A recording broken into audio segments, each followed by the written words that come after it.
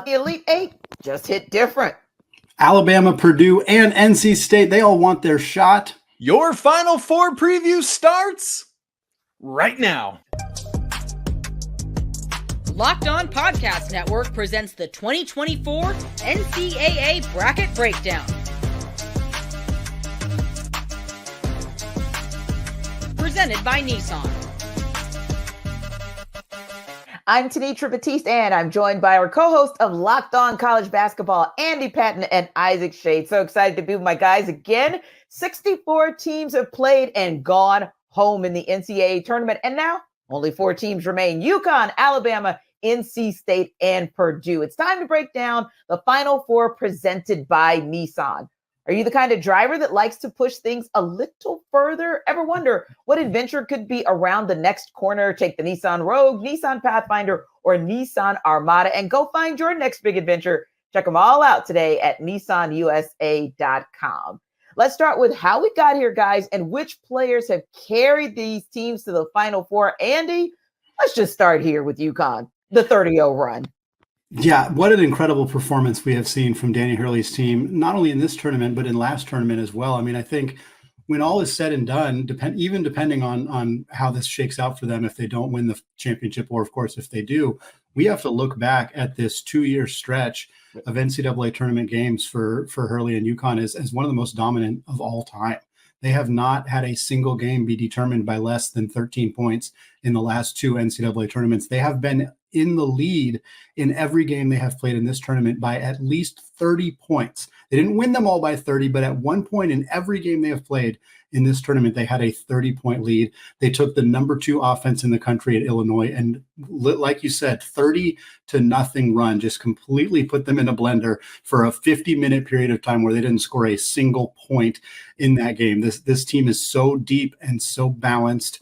They are the number 1 offense in the country. They are the number 6, I believe, defense in the country. They can beat you in multiple different ways. Donovan Clingan at full strength is an absolute monster. There's really only one player in college basketball who can really neutralize him, potentially a player he may face in the national championship game at Purdue, of course, in Zach Edey. But the way that Clingan is playing right now with his health, the way that Tristan Newton, the straw that stirs the drink for this team, he's so versatile and dynamic at the point guard position. Alex Caravan and Cam Spencer can both be guys who can drop 25 on you any given night. Stefan Castle has really found his role as more of a defensive stopper, not a guy who's being asked to score a whole lot. And just the balance of this team is really, really hard to stop. And as you've alluded to, I mean, we haven't even seen anybody in this tournament come close to taking this team down. And Isaac, there are so many superlatives that you can use for this team. You can talk about the fact that everyone knows their role. They play their positions with excellence. But one word that came to mind for me, or maybe it's 2 words, I'll say, is that they're technically sound. And when I say that, that's still a compliment, because to me, that means everything. That means the two-way play from every single player on every possession. That's how you get a 30-0 run. So to look at it as a number is astounding, but to think about all that every player had to do to get them there was just mind-blowing. It absolutely is, Tenitra. And Andy, I was checking while you were mentioning it. They're up to 4th in the defensive efficiency. So this team is top 4 nationally on both sides of the ball, to your great point there, Tenitra. And for me, that all goes back to the coaching of Danny Hurley. This is a man that will not settle for anything less than utter perfection. And like in every time he's interviewed, it's so funny because you're thinking he's going to say like, oh man, we're hitting on all cylinders. We're getting on all our strides. And he's like, I guess we don't know how to win close games because we're blowing over. Like, he's always just finding something to nitpick with his team. But I love that. I love the hunger that is there. And it goes all the way back to that press conference a couple years ago when he said, you better get us now, because basically the freight train is coming. And the freight train is not coming anymore. It is here. And Andy, if it's okay, I'm going to go so far as a step to say, depending on what happens next weekend, we could legitimately talk about this UConn basketball team as not only better than last year's, as a conversation Andy and I just had on a recent show, but perhaps in the conversation for the best college basketball team of all time. Which, Andy, would be so exciting because there's so much movement with the one and dones and the transfer portal and NIA fallout that we don't get an opportunity to see a team have a core and then see that greatness one season, let alone duplicate itself or potentially to be great 2 seasons in a row or back to back. And Andy, where that kind of took me talking about our next team as well, and Isaac talking about our next team as well, is what we saw in the old days of the football Alabama. So whenever Nick Saban would hit the podium, he'd always find something, just like Dan Hurley would find, he'd always find something better for his team to do. But I got to tell you, the basketball Crimson Tide did their best example or their best kind of duplication of what the football team used to do, because no pun intended, but they absolutely scored a tidal wave to punch their ticket to the Final Four. They have. And Tanitra, it's wild to think back because Alabama lost 4 of their last 6 games, rounding out the regular season and the SEC tournament. And yet here they are on this run, knocking off Charleston, Grand Canyon, North Carolina, and then a surprising Clemson team in the Elite 8 on Saturday. And when you look at where this is coming from, Tanitra, we've got to start nowhere else than Mark Sears, who has absolutely put this team on his back and shoulders and anywhere else he could find space for them and said, come on, boys, I got space for all of you. Let's ride. And it is something to watch. I mean, we talked about in the North Carolina game, had a very slow start, but once the faucet is open, good grief, it's a fire hose, man. And he is absolutely rolling. But what Alabama can do is just overwhelm you. It does, as you just said, come like in a tidal wave.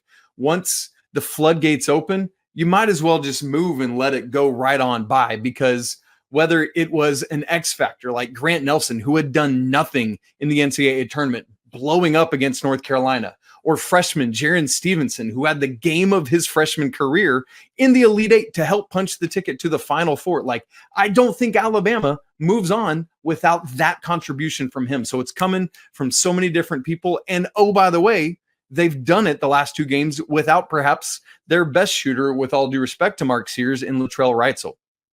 And indeed. And Andy, when we talk about the NCAA tournament, we love stories like Cinderella stories and redemption tours. And obviously the Purdue story has been one of a redemption tour, if you will. But I'll tell you, after Zach Edey's comments on yesterday, where he basically said, hey, you over there, coach of that other team, you overlooked me too. It's like, I'm starting to kind of I like his edge, if you will. And I like what Purdue is bringing to the table, saying, hey, we know how great these other 3 teams are. They're heading into the Final Four, but you better not count these Boilermakers out.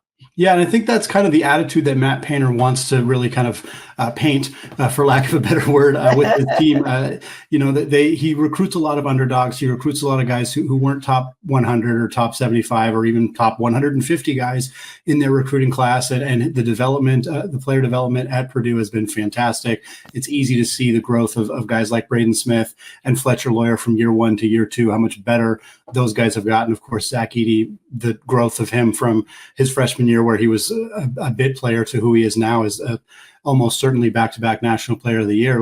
These guys were overlooked in high school, and Matt Painter found them a home and convinced them to, how to play together and how to build a team and have that chip on their shoulder. And they didn't need any extra motivation coming into this tournament because of what happened last year, but they have absolutely rolled through everybody. And you can tell they're not letting their foot off the brakes at all. They have no intention of easing up or, they're putting their best foot forward for every minute of every game, because this team has no intentions of losing early in this tournament. They already are in a spot where I think they can feel pretty comfortable about exercising the demons from last year's loss to a 16 seed. But the only other team to ever lose to a 16 seed, Virginia, they won the whole thing. And you can bet that every single player on Purdue is aware of that fact and aware that they have an opportunity to do the same thing that Virginia did in 2019 and bring a trophy to Purdue. Indeed. And it's one of those things where, you get excited about it, Isaac, because, hey, who wouldn't be? And I understand Zach Edey's motivation and looking at Rick Barnes and constantly saying, yeah, that guy, there's another one who doubted me. There's another one who doubted me. And that's the kind of motivation that you kind of need, or you're used to hearing from these elite athletes, knowing that that's what kind of pushes them to the next level. And then they bring other guys along with them. It absolutely is. And I'm right with you, Tanitra. I hadn't really heard that edge from Andy until post-game on Sunday. Andy, am I tracking correctly with that? Like, I don't remember ever hearing it. Do you? No, that was kind of the first time I think he's really stepped out and said something like that. And I think maybe he felt like it was the right time to be able to express that because they've gotten to this point in the tournament. Yeah. I was all about it, man. Bring that noise more often. Andy and I have talked a lot about Lance Jones, the Southern Illinois transfer, who's come in and added a level of athleticism, and that was one of the potential issues on Sunday against Tennessee was their shortened backcourt, which didn't match up well with this, kind of expected runner-up in the National Player of the Year, Dalton Knecht. And while he still scored 37, they figured out a way to do it. This team is rolling, and they've got a big opportunity against NC State on Saturday.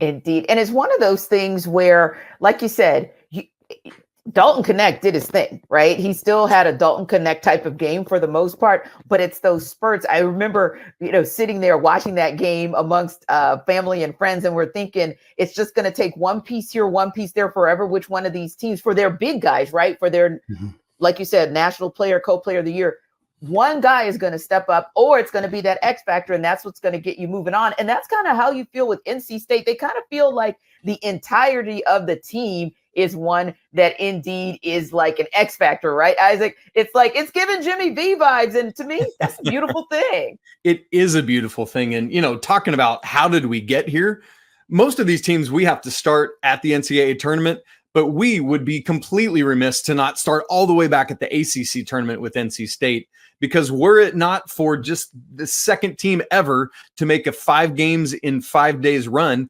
they would not have even been in this field. As Andy said recently, they had 0% chance of being an at-large team. And so they had to end up beating Louisville, who they were tied with 5 minutes left in their first game of the ACC tournament. Yeah. They needed a missed Isaac McNeely free throw, who's a phenomenal free throw shooter, and a subsequent Michael O'Connell banked in 3 at the end of regulation just to get to overtime with Virginia. I mean, there's all these butterfly effect moments that have led us here. And then just like Kemba and the UConn Huskies in 2011, they've just kept it rolling. Miracle after miracle after miracle after miracle. By the way, knocking off Duke for the first time they've ever played them in the NCAA tournament. Tanitra, it is an absolute wild show, and it's all because of the DJ show, and it's DJ Burns inside and it's DJ Horn outside. And as you said, a whole host of dudes around them. Michael O'Connell has stepped up. I love what Mo Diarra is doing, even while being in the midst of Ramadan and all this. Like, it's an incredible story, and it's so fun to be part of this history. Indeed, Andy. Indeed, Andy. You look at what NC State has done, and it's just been astounding. Like you said, start to finish, Isaac. But Andy, start to finish, it's been crazy. Yeah, unbelievable run from NC State to be in this position to have, like Isaac said, needed that missed free throw from McNeely to even be. Their season would have been done 2-3 weeks ago if that hadn't happened. But nobody looks like they're having more fun playing basketball than DJ Burns, and I'm excited to see this team continue to be rolling on here. Indeed. That's how and why we got to the Final Four. Now we break down the matchup, starting with the earlier game and the lone Cinderella story in NC State. Can they take down number 1 seed Purdue? This Final Four bracket breakdown is brought to you by Nissan. Are you the kind of driver that likes to push things a little further? Do you ever wonder what adventure could be waiting just around the next corner? Well, our friends at Nissan have a lineup of SUVs with the capabilities to take your adventure to the next level. How about the 2024 Nissan Rogue? It's perfect for city drives and great escapes. It's got class exclusive Google built-in, which is always updating assistant to call on for almost anything. Gone are the days of connecting your phone, because Google Assistant, Google Maps, and the Google Play Store are built right into the 12.3-inch HD touchscreen infotainment system. The 2024 Rogue is the perfect mid-size crossover for your next adventure. Or how about the Nissan Pathfinder? That's the one that my family, the Shade Brigade, would choose every time. It's got room for up to 8, an expansive cargo capacity, and advanced available 4x4 capability. With 284 horsepower and up to 6,000 pounds towing capacity, when adventure calls, the Pathfinder is right there to answer. So why don't you go take the Nissan Rogue, Pathfinder, or Armada and go find your next big adventure? Shop nissanusa.com.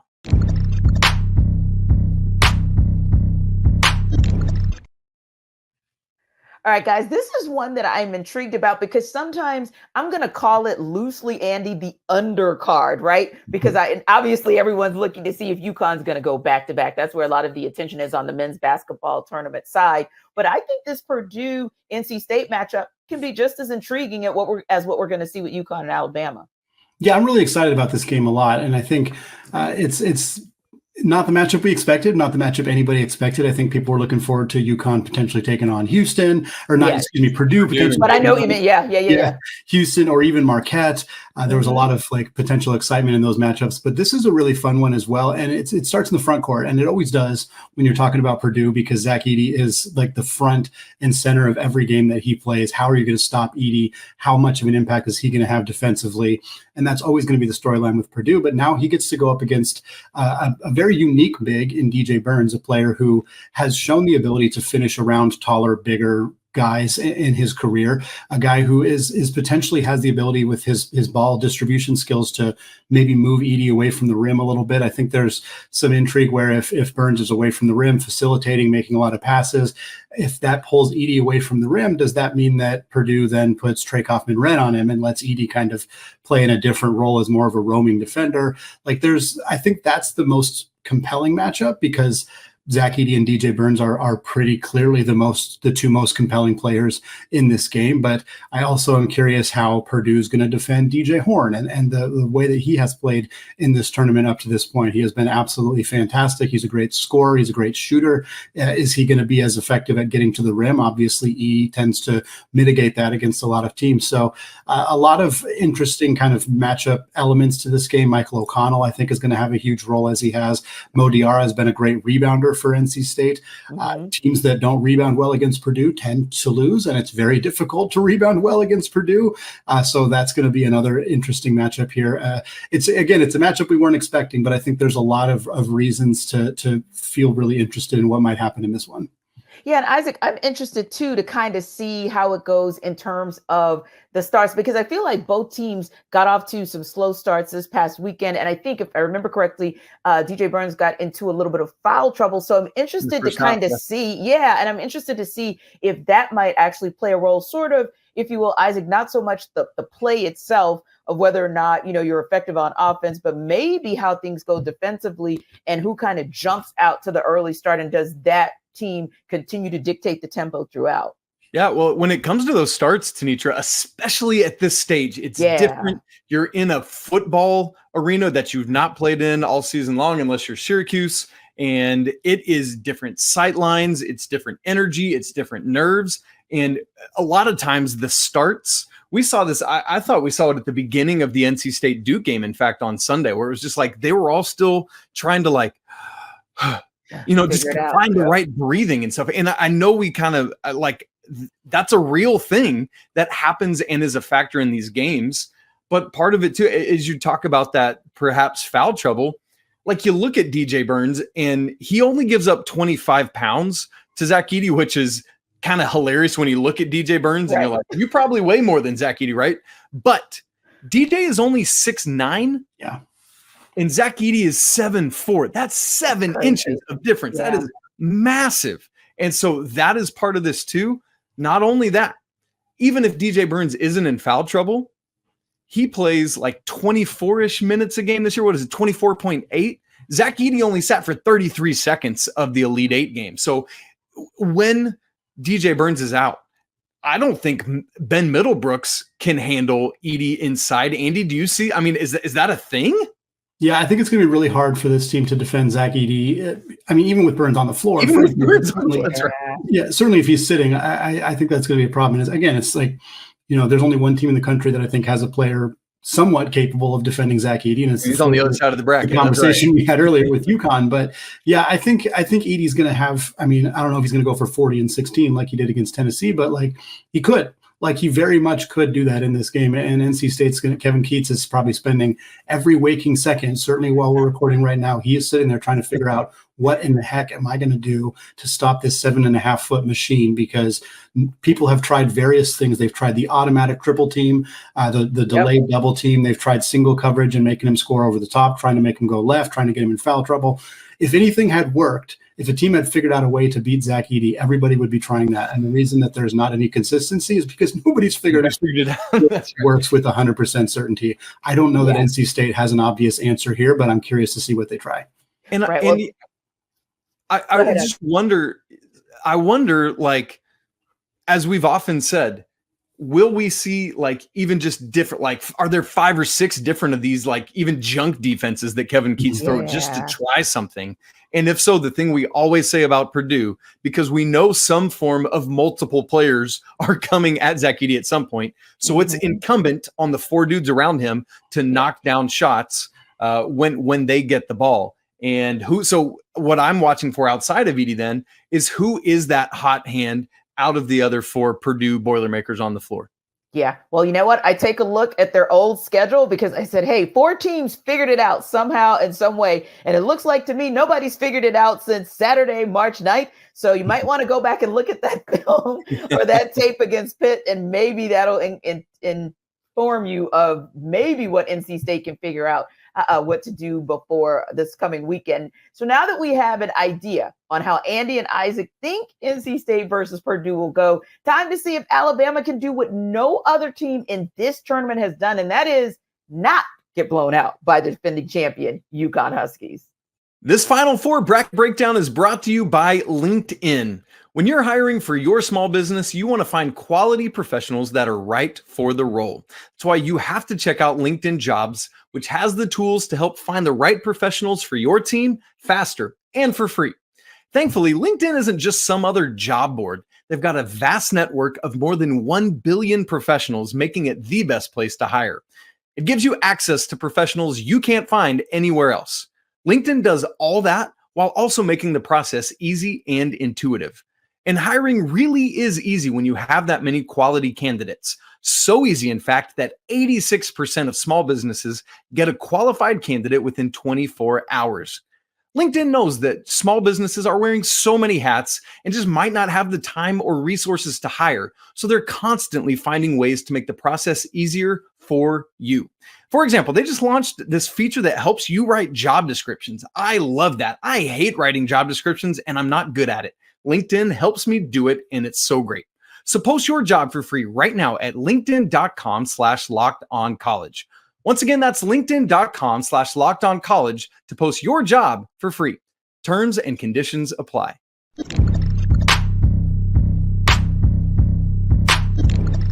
Guys, this run by the UConn Huskies in the tournament has been so impressive that I got to say it twice, 30-0 run in their Elite 8 matchup against Illinois. But Alabama has a high-octane offense, too. Can the Tide hang with the Huskies, Isaac? Here's the thing about Alabama. They shouldn't be able to, and that's not an Alabama thing. That's a 361 other schools in Division I that can't. But here's the thing about Alabama. There's always a what-if factor because of their ability to bomb from outside. Yeah. If they get up, like I posed this question to Andy kind of off the cuff the other day of like, how many threes does Alabama need to hit in this game to pull the upset or even to just stay in it? Yeah, and they are capable of taking somewhere between 30 to 40 threes. And if they can get up to, I think I put the number at 20, but somewhere from 15 to 20, which they are capable of doing. They hit 19 in a game earlier this year. That is the world in which Alabama wins this game. If that does not happen, if they like just have a normal day from 3, or even worse, a bad day from 3, there's no hope. But with Alabama, there's always that, but. Yeah, because Andy, I can recall us talking about this ahead of their game against Carolina and basically saying, hey, they're going to shoot lights out, right? But their defense, on the other hand, can be a little bit leaky. And this was one of those games where Carolina kind of sputtered just enough until Alabama's 3-point shot started hitting in that second half. And then that was kind of all she wrote. So but you think with a UConn, well, they don't quite have that leaky defense that we referenced. Who on Alabama is going to stop Donovan Clingan? Like, I think you could have made the same argument ahead of the Armando Bacot game for North Carolina. And certainly that Carolina didn't do enough to win that game, even though Alabama's defense wasn't great. But I just don't see an avenue for Alabama defensively to be able to slow down Klingon in the block. I think Hurley and UConn are just going to go, they're just going to feed him constantly like they did in the Illinois game. I think he had 7 of their first 8 points, something like that. He they established him right away. I think they're going to do that again, try to potentially get guys like Pringle or Nelson or whoever they throw on Klingon in a one-on-one matchup, try to get those guys in foul trouble, and hopefully be able to build up the kind of lead where if Alabama does go on a 3-point shooting barrage, because I don't think Alabama can win this game by shooting well from 3 in the second half, which is what they've kind of done up to this point. Yeah. This tournament is have a really good second half, be not necessarily as good in the first half. Maybe they're adjusting to the defense and what they're facing. I don't think that works against UConn. So if this team comes out and they shoot threes immediately and they're hitting all game long, maybe that can keep them in the game. But at the end of the day, they have to figure out how to stop Donovan Klingon, and they have to be consistent from 3 because the driving lanes, Aaron Estrada, he loves to drive to the basket. I don't know that works against Stephon Castle. And if he gets past Castle, what is he going to do against Klingon? So I don't know if, and Sears kind of same thing. Sears is a great 3-point shooter, but part of his value to Alabama is also the ability to put the ball on the deck and get that little floater up in the lane or get all the way to the rim and get fouled. And that's going to be tough against Klingon. He's really good at using his body. He's really good at not committing fouls. He's good at kind of contesting those little floaters. And so I think for Alabama, the offense has to be predicated on a barrage of 3-pointers. Nate Oates' team is set up to do that.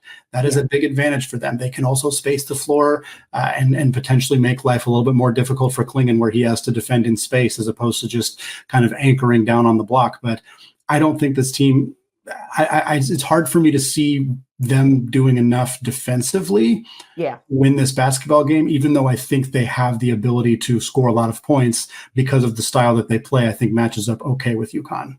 Yeah, and that's the thing with that defense outside of the Grand Canyon game. Like, they've been winning and the defense in moments looks better, but they've still in the other 3 games given up 96, 87, and 82 points. That will not work against this UConn team whose defense is otherworldly elite as well. Because, like, I'm looking at this, and Andy, if I'm Danny Hurley, I'm very seriously considering putting Steph Castle on Mark Sears and saying, good luck, make somebody else beat me that's not Mark Sears. And I know they've got other guys that can do it, but he's the one that I would have the most concern about if I'm Danny Hurley. So, and I know Steph Castle's a freshman, but this dude is next level as a defender and an athlete. And so I'm really, really curious to see, once that ball is tipped on Saturday, how do these dudes match up? That's going to be a critical thing to watch in this game. So it sounds like, Isaac, we're looking at a potential championship game next Monday between UConn and Purdue. What's Purdue's path to cutting down the nets? Well, what I like is, 3 of these 4 teams we've talked about, Purdue, NC State, and UConn, have a dominant big that we're looking at that is probably the key player in each of those games. For Purdue, let me go to the NC State side of that, actually. While I love what they're doing, and while I love DJ Burns and his happy-go-lucky, isn't this so fun moment that we're having, which we're all living in now? Yeah. There's a way in which I just think Zach Edey's just going to overwhelm him. He's got the height and the weight on him, and at some point, it's got to fall apart. But look, as soon as I say that, NC State's going to shock us all again. So why am I even predicting that? But legitimately, you just ride the National Player of the Year in this thing. And then, as I said earlier, you just need your outside guys to hit some of their wide open shots that they'll take as NC State double or triples down on Edey.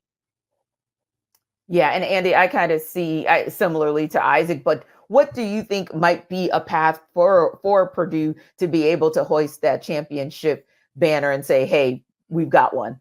Yeah, Purdue's in a great spot to potentially win it all. I mean, as great of a spot as you can be when when UConn is in the region, is in the bracket.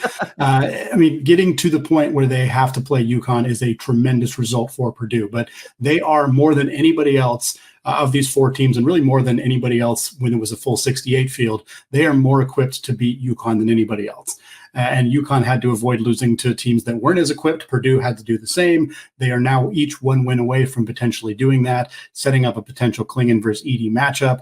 I would be very intrigued if UConn would still opt to double Edey, or if they would just try to let him play one-on-one with Klingon, who Klingon is huge. He's 7'2", 7'3", maybe. He's got a big wingspan, and one of the only players in the sport who is bigger than him is Zach Edey. And if we get that matchup, and certainly UConn has to take care of business against Alabama, and obviously the flip side there, as Isaac talked about, but that is one of the most compelling one-on-one matchups that we've seen in a national championship game in a very long time. Those two players are exceptional on both ends of the floor. Klingon's defense has been getting all sorts of praise. He's from NBA draft prospects, from college analysts, everything. This is where you prove what you're capable of. He doesn't need to get 5 blocks in this game, but if he makes Edey miss 3, 4, 5 shots that he doesn't typically miss, that might be enough for UConn to potentially pull off a victory here, especially if, they lock Castle in on Braden Smith and kind of make his life a little bit more difficult. Again, we have to get to that matchup first, but if we do, there's a lot of compelling there's a lot of interest in that matchup. I still think I would be leaning UConn because of how overall balanced they are, but it is very hard for me to imagine Purdue wouldn't keep that thing really close, and they would have a very good chance of winning it as well. Because Andy, if Klingon is able to handle Zach Edey individually without bringing the double, I like the other 4 Huskies better than I like the other 4 Boilermakers. And I like the other 4 Boilermakers a lot. It's just that, as you said there, the balance that UConn brings, even beyond Klingon, who is fully healthy now and all that, I like the balance and the surrounding pieces around Donovan Klingon, with all due respect to Trey Kaufman-Renn and Fletcher Lawyer and Braden Smith and Camden Heide and everyone else Lance Jones and everyone else who will be playing for the Boilermakers. UConn's got too much balance. So Isaac, I'm going to throw a quirky question to you. And this is assuming that we still feel like UConn is the presumptive favorite there.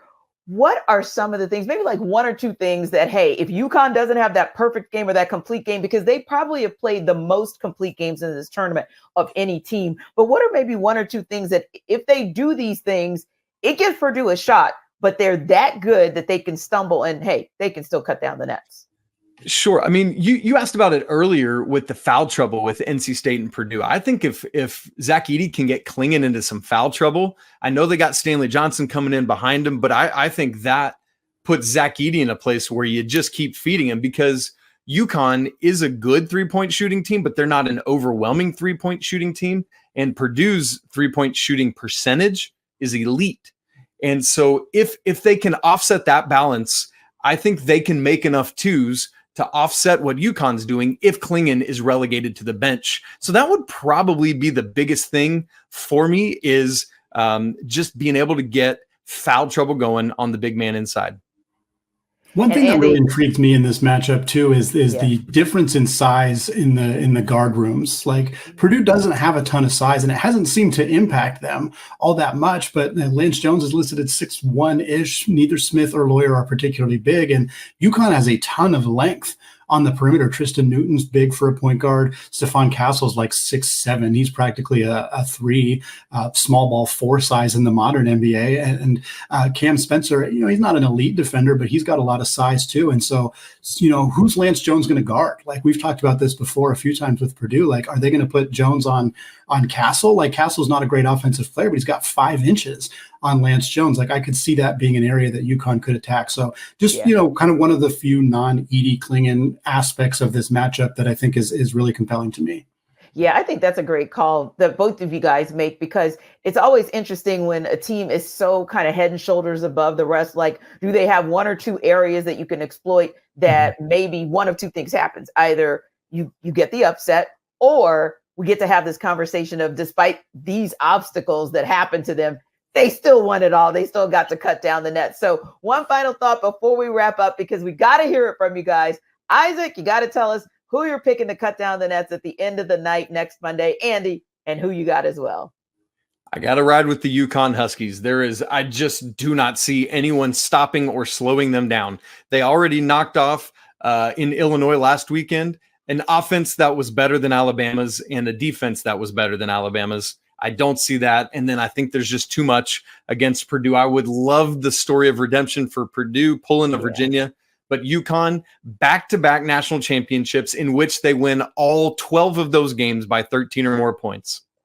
Yeah, I'll be contrarian just to be contrarian. UConn obviously has a fantastic chance of doing this, and they're probably going to be the favorite. Assuming they beat Alabama, they will be the favorite, whether they play Purdue or NC State. But let's roll with Purdue. Let's roll with Purdue pulling a Virginia, phrase we've used a bunch of times because this is the only second time a team has made the tournament after losing to a 16th seed, and the other team won it all. So why can't Purdue do it? They're playing some great basketball right now. I think that Edey is a obviously a tough matchup for UConn. I think the possibility of him getting Klingon in foul trouble, being able to dominate on the block while they play Samson Johnson or are forced to double, triple team him.